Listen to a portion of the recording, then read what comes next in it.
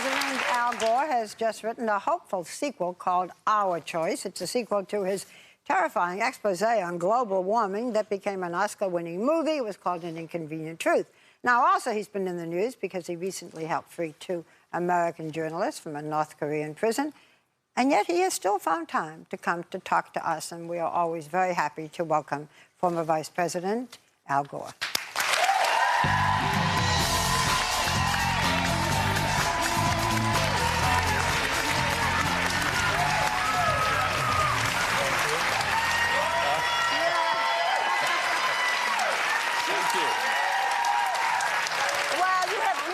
Daughters as well as Tipper, so you don't mind being surrounded by all these. Not at all. You look great. He looks great. We were talking about weight. I benefit from low expectations, but thank you very much. Did you lose a lot? A little bit, yes. Did you diet? You want to tell us what you did? Well, it's a startling secret, eating better and exercising more. Oh, dear. Oh, that, yeah.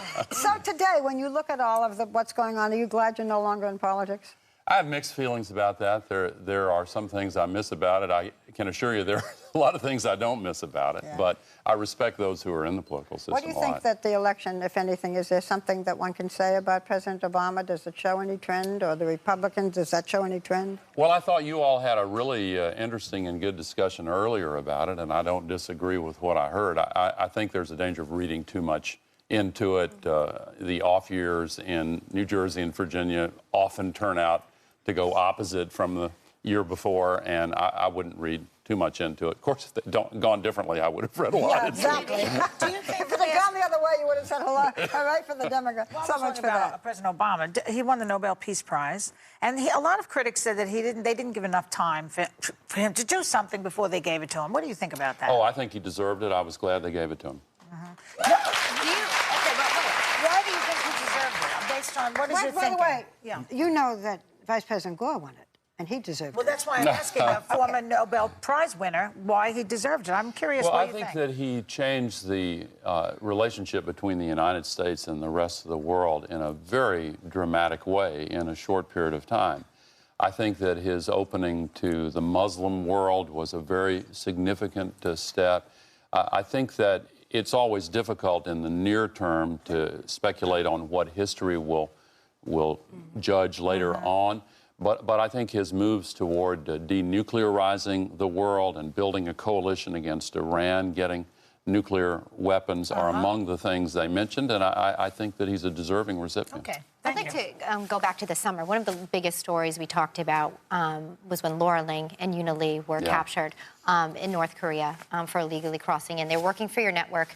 And then you got President Clinton to go over and actually get them freed. Did you have any doubt that would be a mission accomplished, that we'd actually get them back?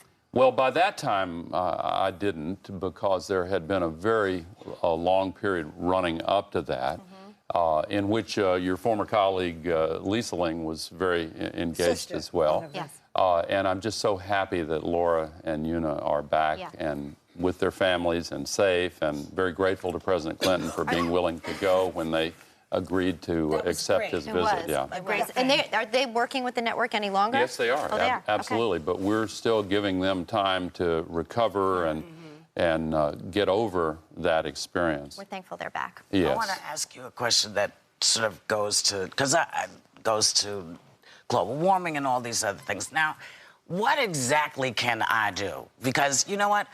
I do fly occasionally on private planes. I do eat meat. I have probably a footprint that maybe is a little large.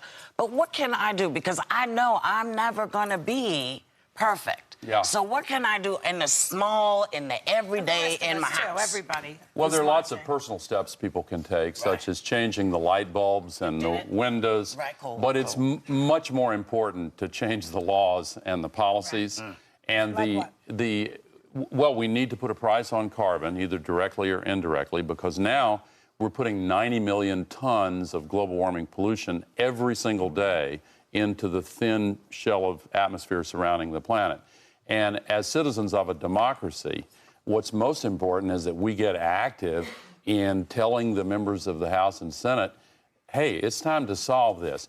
It's wrong if we just take all of the benefits of what previous generations sacrificed to make possible for us and exploit it fully in our lifetimes and give the back of our hand to future generations. Because the scientists are now practically screaming from the rooftops that we have got to stop polluting the atmosphere, trapping this much heat. It's just, it's becoming such a threat to the future of civilization. And why are there still millions of people who are so skeptical and who, when you talk, will say, my eyes glaze over?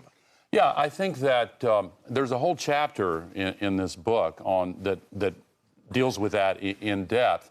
But briefly, the human nature predisposes us to think short term and to respond immediately to the kinds of threats that our ancient ancestors survived.